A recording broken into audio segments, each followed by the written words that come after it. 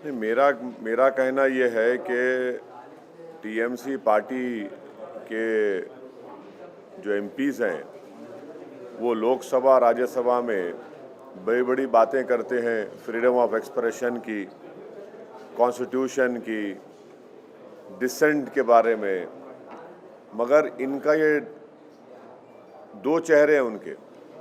एक दिल्ली में एक बात करते हैं और बंगाल में उसके ऑपोजिट काम करते हैं लोग। अगर मैं पब्लिक मीटिंग करना चाह रहा हूं तो आप क्यों इजाज़त नहीं देते मेरे को? और हम इलेक्शन कमीशन ऑफ इंडिया से भी ये बताएंगे कि जहां पर हमारी पब्लिक मीटिंग होने वाली थी वहां का जो पुलिस के जितने ऑफिशियल्स हैं उनको election commission code of conduct आने के बाद उनका इमीडिएटली ट्रांसफ़र करना, इसलिए कि वो अगर रहेंगे ड्यूटी पे। अभी हमारे को इलेक्शन का कोड ऑफ कंडक्ट नहीं आया, उससे पहले हमको पब्लिक मीटिंग का परमिशन नहीं दे रहे आप, तो कैसे इलेक्शन फ्री एंड फेयर होगा? और नरेंद्र मोदी की सभा हो सकती है, अमित शाह की सभा हो सकती है, नड्डा की सभा हो सकती है, कांग्रेस की हो सकती है, सीपीएम की हो सकती है,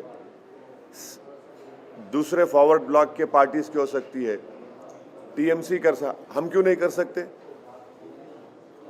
भाई? हम पब्लिक मीटिंग करेंगे, ठीक है, पब्लिक नहीं आएगी, मगर मेरा राइट तो है ना। तो इससे साफ जाहिर हो गया कि ये जो सेकुलर लिबरल किस्म के जो लोग हैं जो टीएमसी के ताल्लुक से दिल्ली में इन एमपीज़ की स्पीच सुनकर बड़ा थालियां मारते हैं, उनको सोचना पड़ेगा। भाई लोकसभा में तो आप बड़ा, राज्यसभा में बड़ा बोलते हैं dissent, freedom of expression, Tagore को कोट करते आप, और आपकी सरकार तो वेस्ट बंगाल में हमको एक पब्लिक मीटिंग का परमिशन नहीं थी, पूरा एप्लीकेशंस इन ऑर्डर थे, आप नहीं देते। तो इससे साफ जाहिर हो रहा है कि इनका ये डबल स्पीक है, ये इनकी हिपोक्रेसी है।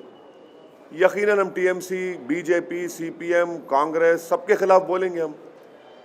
और ये पार्टीज ये नहीं समझ रही है कि मुस्लिम माइनॉरिटी में, ख़ास तौर से यूथ में एक चर्निंग है, एक डिज़ायर है कि हमारा पॉलिटिकल रेलेवेंस हो, हमारी एक पॉलिटिकल लीडरशिप बने, जो हमारे डेमोक्रेसी के लिए बहुत अच्छा है।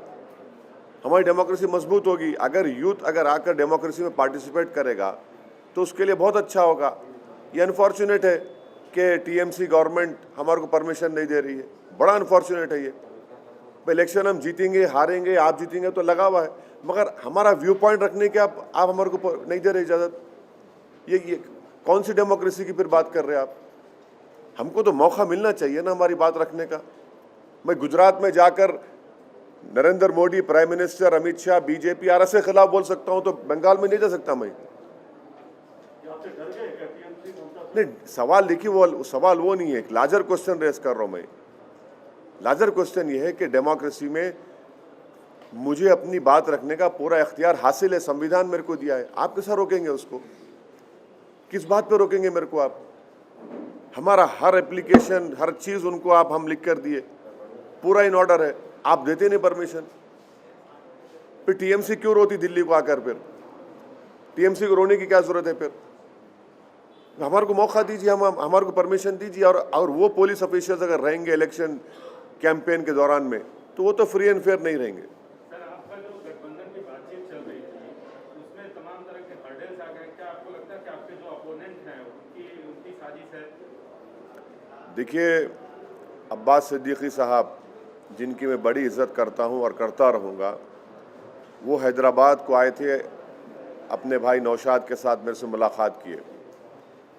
पीरज़ादा अब्बास सिद्दीकी साहब पीरज़ादा हैं एक बड़ी दरसगाह के, फुरफुर शरीफ के। फिर मैं जाकर फुरफुर शरीफ में वहाँ पर पीरज़ादा अब्बास सिद्दीकी साहब से, उनके भाई नौशाद साहब से मिला हूँ। वो बड़ी मोहब्बत से मुझसे पेश आए। मेरा जो बातचीत हुई वो अब्बास सिद्दीकी साहब के साथ हुई है। अब अब्बास सिद्दीकी साहब के भाई जो पार्टी के चेयरमैन हैं, उनकी पार्टी क्या फ़ैसला लेगी ये मैं उसके बारे में नहीं बोल सकता हूँ, मगर मेरी इज़्ज़त जो अब्बास सिद्दीकी साहब के साथ है वो बराबर रहेगी। और उन्होंने कल एक स्टेटमेंट भी दिया है कि उनकी जो रिलीजियस जो ऑर्गेनाइजेशन है वो MIM पार्टी का सपोर्ट करेगी। सर क्या उसमें क्लैरिटी चाहिए सर? कंफ्यूजन है। एक तरफ आप बोल रहे हैं आपकी बात अब्बास सिद्दीकी के साथ चल रही है, दूसरी तरफ नौशाद साहब उनकी पार्टी अलग है, तो एक क्लैरिटी चाहिए कि क्या अब्बास सिद्दीकी साहब ने आपको प्रॉमिस किया है कि जो आप लड़ेंगे आपके साथ आपको सीट देंगे, कल उनका दोनों का टाई अप होगा? नहीं, कल का जो उनका स्टेटमेंट है जो पब्लिकली अवेलेबल है, जिसमें पीरज़ादा अब्बास सिद्दीकी साहब ये बोले हैं कि MIM पार्टी का वो सपोर्ट करेंगे, वो उनके लोगों को भी बोलेंगे, वो ऑन रिकॉर्ड उस बात को कहे हैं। अब आगे क्या होता है तो ठहरिए, देखिए क्या होता है, देखते हैं। तो आपको क्या डर है कि जो CPM कांग्रेस इनके साथ बातचीत उनकी चल रही है तो कहीं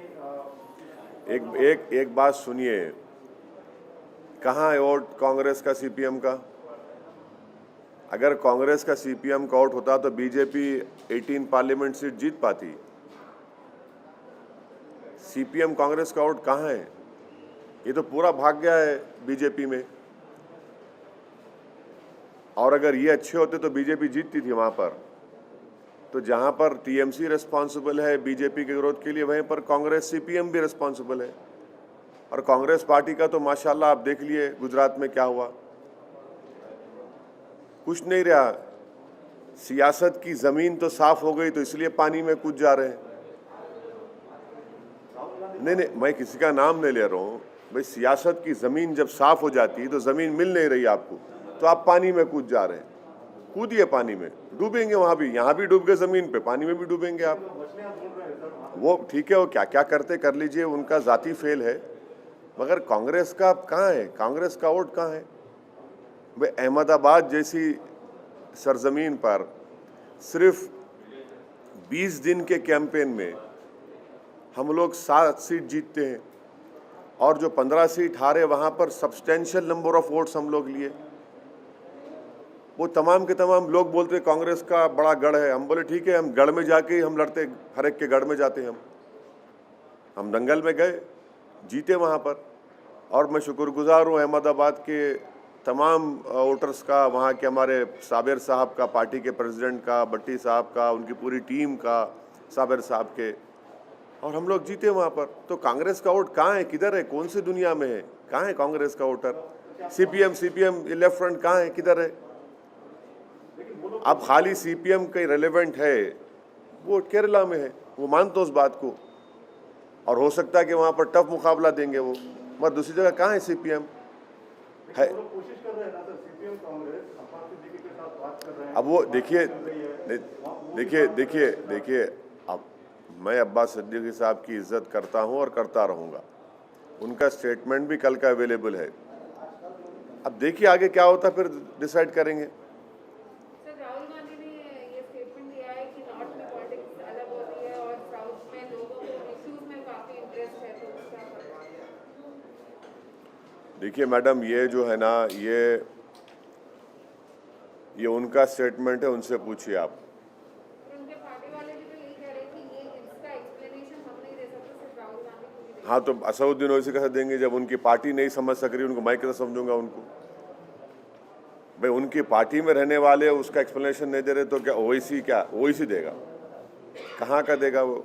इसीलिए देखिए, कांग्रेस पार्टी का बुरा हाल है। कांग्रेस पार्टी कन्फ्यूजन के स्टेट में नहीं है, बल्कि कोमोटा स्टेज में आ चुकी है अभी।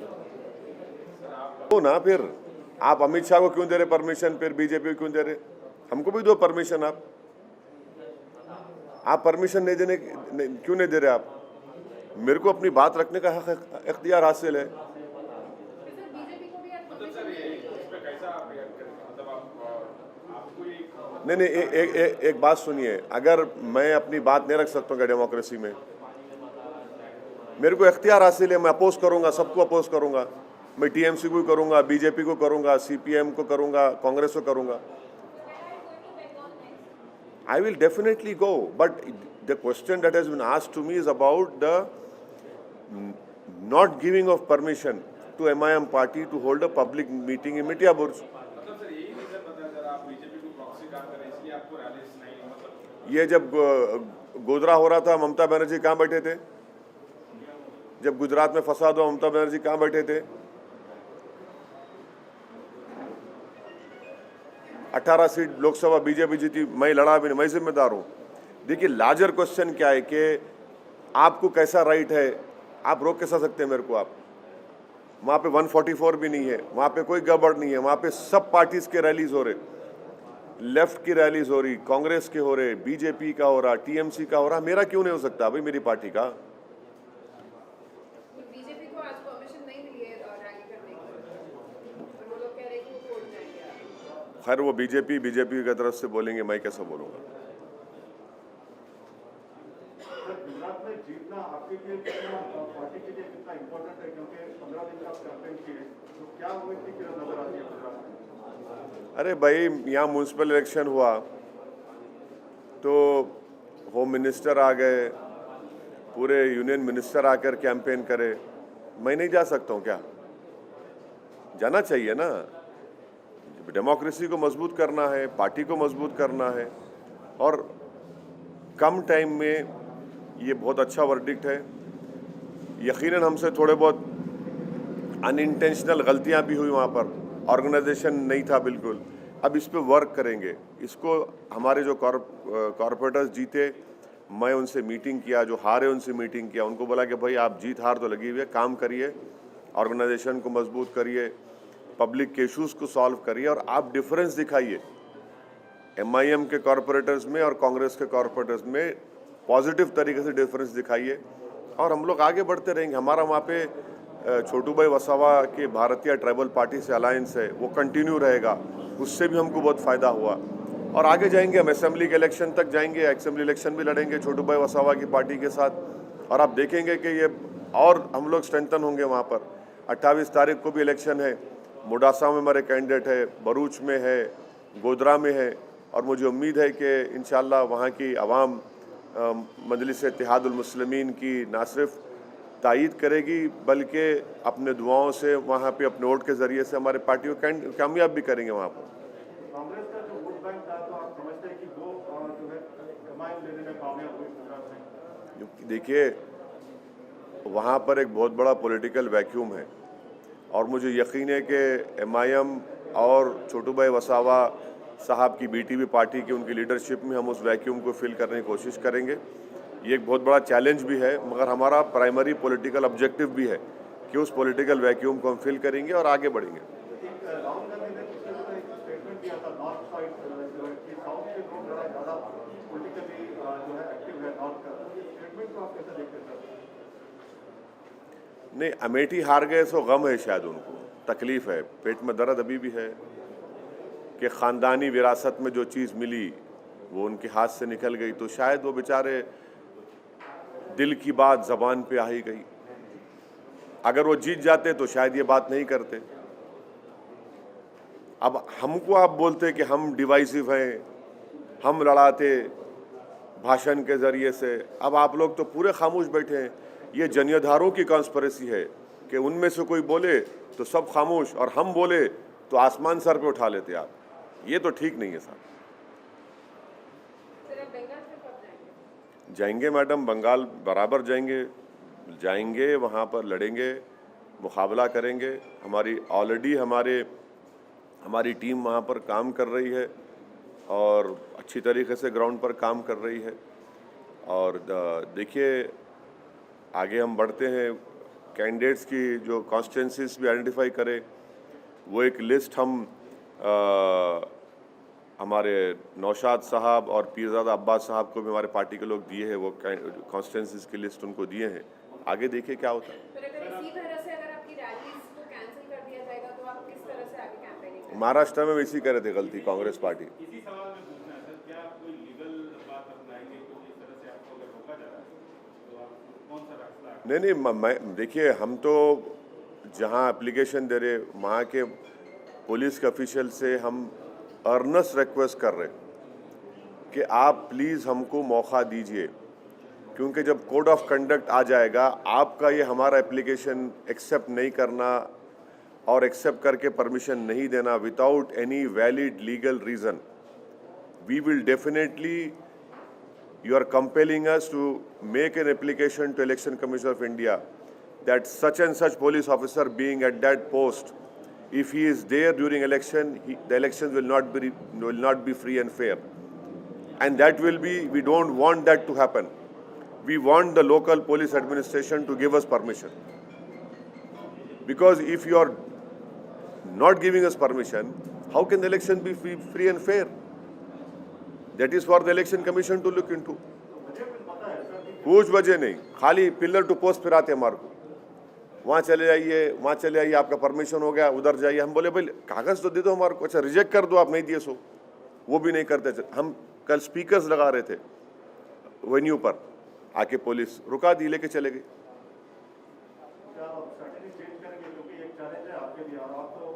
देखिए प्रसाद साहब, जीत हार तो इलेक्शन में लगी भी है। मैं जब तक पार्टी का जिम्मेदार हूं, मैं इलेक्शन लड़ता रहूंगा। मैं जीतूंगा भी हारूंगा भी, तो उसमें क्या करें भाई, मेरी बात तो रखना चाहिए ना मेरे को। भाई ये हमारा क्वेश्चन ये तमाम ये सेकुलर लिबरल इलीट से है, जो बड़ा खुश होते टीएमसी के बातों को। अब जरा मुंह खोलो ना, अब मुंह खोलो ना भाई आप। मगर मेरे को राइट तो मिलना चाहिए ना मेरे बात रखने का।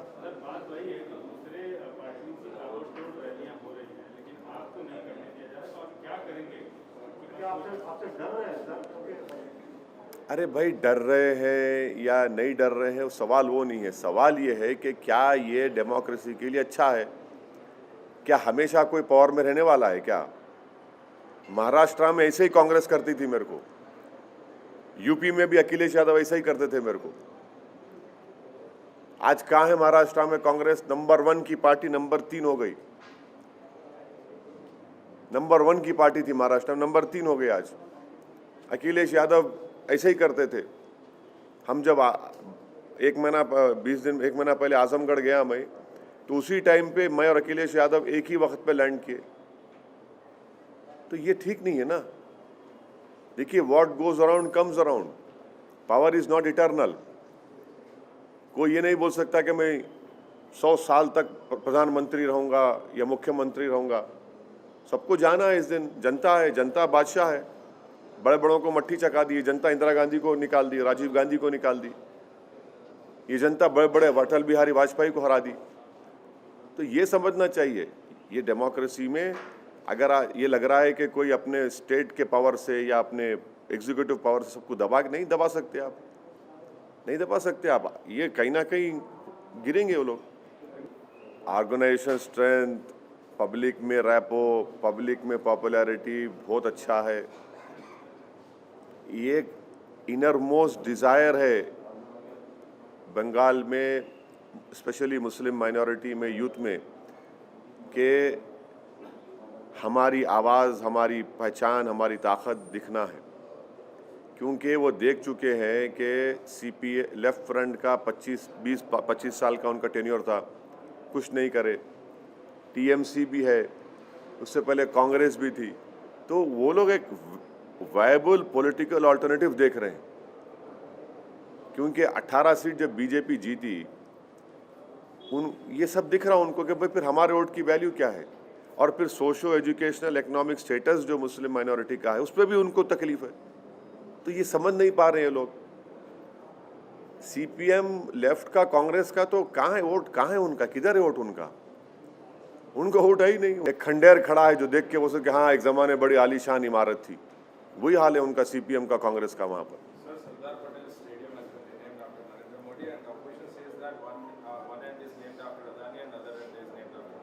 हाँ, so what, will Times now carry ads from Adani or Reliance or not? You tell me. No, you tell me how ethical it is your question. I am replying to you. I am not. आप बोलिए, आप लोग क्या करेंगे? चलिए, गनीमत cricket का नाम तो क्रिकेट है अब तक। गुजरात के स्टेडियम का नाम नरेंद्र मोदी लगाया गया है। हाँ,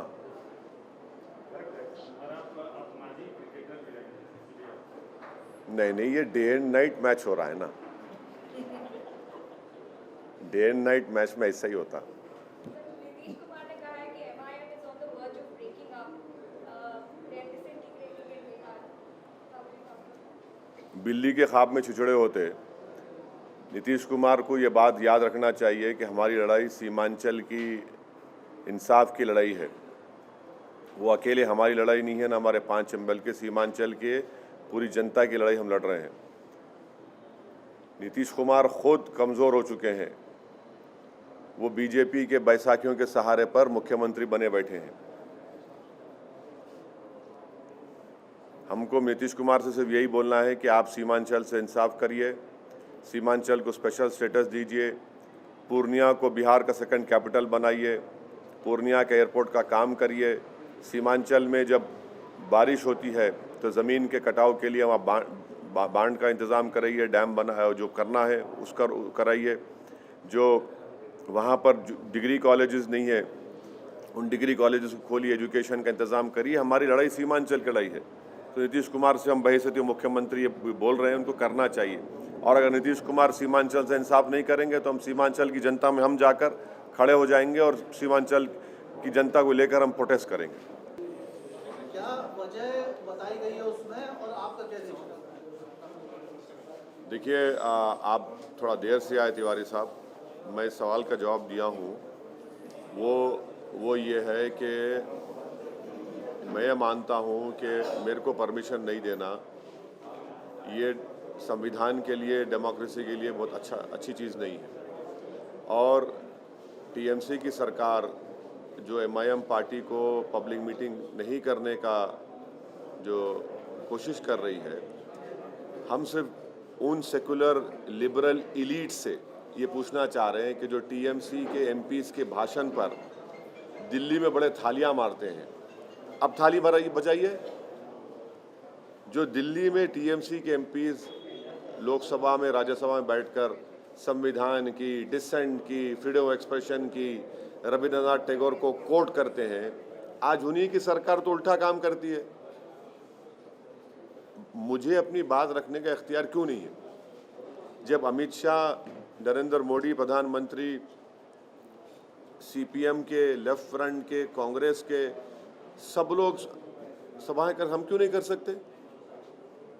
यकीनन हम बराबर टीएमसी के खिलाफ बोलेंगे, बीजेपी के खिलाफ सख्ती से बोलेंगे, कांग्रेस लेफ्ट के खिलाफ बोलेंगे। हमको बोलने का इख्तियार है। और वहाँ पर कोई 144 नहीं है, कोई लॉ एंड ऑर्डर का प्रॉब्लम नहीं है। हर चीज़ हम लोग राइटिंग में लिख कर दिए। हमको खाली भगा रहे, यहाँ से आओ, वहाँ से यहाँ भगा रहे आप।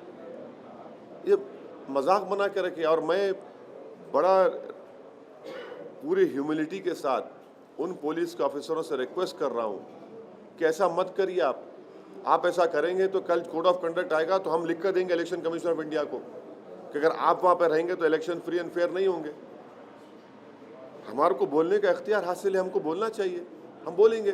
गुजरात में जाकर हम बीजेपी के खिलाफ, आरएसएस के खिलाफ, नरेंद्र मोदी के खिलाफ, अमित शाह के खिलाफ हम बोल सकते हैं और हम वहाँ जीते हमारे कॉर्पोरेटर्स वहाँ पे। कांग्रेस के खिलाफ हम बोले, यहाँ पर क्यों नहीं दे रहे हमको परमिशन? कौन किससे मिला हुआ है आपको तय कर ले, जनता तय कर ले कौन किससे मिला हुआ है बंगाल में। सर, आपने कहा कि आप कांग्रेस के खिलाफ बोलेंगे, लेफ्ट पार्टी के खिलाफ बोलेंगे। आपके जो सहयोगी हैं, जिनके अगुवाई में, जिनके नेतृत्व में आप वहाँ पर बंगाल में चुनाव लड़ने वाले हैं, वो तो कांग्रेस और लेफ्ट के साथ। वो उनकी पार्टी क्या डिसाइड करती है वो उनसे पूछिए। मैं अब्बास सिद्दीकी साहब की बेहद इज्जत करता हूँ और करता रहूँगा। अब्बास सिद्दीकी साहब का मैं शुक्रगुजार हूँ कि वो हैदराबाद आए, मुझसे मुलाकात किए, मेरे को बहुत मोहब्बत से हमसे पेश आए। फिर हम फुरफुर शरीफ गए, उस हज़रत अबू बकर सिद्दीक़ रहमतुल्लाह अलैह के आस्थाने पर गए। वहाँ पर अब्बास साहब और तमाम पीरज़ादे से हमारी मुलाकात हुई। मैं उनकी इज़्ज़त करता हूँ और करता रहूँगा। और अब्बास सिद्दीकी साहब ऑन रिकॉर्ड उनका स्टेटमेंट है कल का कि जहाँ से एमआईएम पार्टी के कैंडिडेट जो कनेक्शन है वो उस तरह का नहीं रह गया है और वो जो है कहीं ना कहीं वो अलग रास्ता अपना रहे हैं। आपको उन्होंने लूप में नहीं लिया हुआ है कि कांग्रेस और लेफ्ट के साथ जो बातचीत है उसमें। नहीं, देखिए, वो उनके भाई जनाब नौशाद, पीरज़ादा नौशाद साहब चेयरमैन हैं। इस सवाल का जवाब वो दे पाएंगे, मैं नहीं दे पाऊँगा। क्या आप उनके साथ अभी भी कोऑर्डिनेशन उस तरह से है जैसा पहले था या फिर स्थिति? नहीं, हमारी तरफ से तो उनको हम लिस्ट दिए, वो हमसे लिस्ट पूछे थे उनके भाई नौशाद, पीरज़ादा नौशाद साहब, कि कहाँ से आप कंटेस्ट करना चाहेंगे, तो हम तो लिस्ट दे चुके हैं उनको। अब उनकी पार्टी क्या डिसाइड करती है अलग बात है, मगर मेरा मानना ये है कि कांग्रेस पार्टी का सीपीएम का अगर वोट होता तो फिर बीजेपी इतने 18 सीट क्यों जीती? एम्पिरिकल एविडेंस है कि बीजेपी का जो वोट बढ़ा है बंगाल में, वो तो टीएमसी का भी वोट लिए, सीपीएम का लेफ्ट फ्रंट का भी लिए, कांग्रेस का भी लिए। और बंगाल में मेरी ओपिनियन में वहाँ के मुस्लिम माइनॉरिटी में स्पेशली और यूथ में एक चर्निंग है, एक डिज़ायर है कि हमारी एक पॉलिटिकल प्लेटफॉर्म हो, क्योंकि वो लोग इस बात को महसूस कर चुके हैं कि सीपीएम लेफ्ट फ्रंट का 20 साल से ज़्यादा उनकी सरकार रही, कोई चेंज नहीं आया। उससे पहले कांग्रेस की थी, कुछ चेंज नहीं आया। अब टीएमसी है, तो वो लोग एक वायबल पॉलिटिकल अल्टरनेटिव प्लेटफॉर्म की तलाश में है और वो वैक्यूम है, और एमआईएम पार्टी कोशिश करेंगी उस वैक्यूम को फिल करने की। सर एक लास्ट, अगर वो अब्बास सिद्दीकी साहब कांग्रेस और लेफ्ट के साथ जा रहे हैं, जैसे कि क्या एमआईएम भी उनके साथ इस उसमें है? क्या उस पोजीशन में एमआईएम भी पार्टिसिपेट? देखिए, अगर कोई पार्टी उस बात का फैसला करके बताती है, आप जब आकर मुझसे पूछिए। अब ये अगर और मगर के दरमियान में मैं कुछ जवाब नहीं दूंगा। सर ऑफिशियल कम्युनिकेशन हुआ है आपके साथ? कोई मेरे साथ कोई ऑफिशियल कम्युनिकेशन नहीं हुआ है।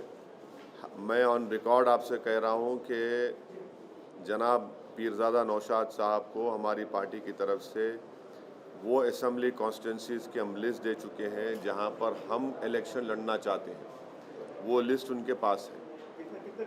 अब वो सब तफसील आपको नहीं, उतना काफ़ी है। सर जिन सीटों पे एमआईएम के कैंडिडेट आपने लिस्ट दी है, क्या उन सीटों पे इंडियन सेकुलर फ्रंट के उम्मीदवार नहीं होंगे? ये एश्योरेंस आपको मिला है अभी? अरे भाई साहब, आप तो ऐसा चाह रहे हैं कि पूरे कैमरा लगाकर आपको पूरी मीटिंग का बोल दूं। आपको जो बोलना था बोल दिया हमें, अब ठहरिए ना, थोड़ा टाइम दीजिए, क्या होता है देखते हैं। Sir, when permission is denied, why don't you sit in Calcutta and fight against it? Why don't you reapply for permission? No, our party cadre is working on the ground. They are trying their level best. Let us see. We'll definitely go. Not going is not the issue. The larger question is, why are you not giving permission? And why do you talk in these flowery terms when you come to Delhi about dissent, democracy, freedom of expression? When you don't allow, you allow Amit Shah to hold a public rally. You allow BJP to hold public rallies, Congress and left to hold rallies, but not to MIM. Why? This raises a big question mark about their approach. While there is an uncertainty over it, Madam, we have gone over there to what? To do politics, to serve the people. We'll continue to do that. Sir Madhya Pradesh में भी आप ऐसी खबरें आ रही कि मध्य प्रदेश में भी चुनाव की लड़ने की उसकी लोकल बॉडी। हाँ, लड़ेंगे, क्यों नहीं लड़ेंगे? लड़ना चाहिए, लड़ेंगे भाई, क्यों नहीं लड़ेंगे? लड़ेंगे। हाँ, अब ये सब बातें मेरे से क्यों पूछ रहे भैया? सर एक लास्ट, आप शौकत जी के यहाँ पे जो शादी के कार्यक्रम में गए थे, हाँ। उसमें आपकी मुलाकात शिवपाल यादव से हुई।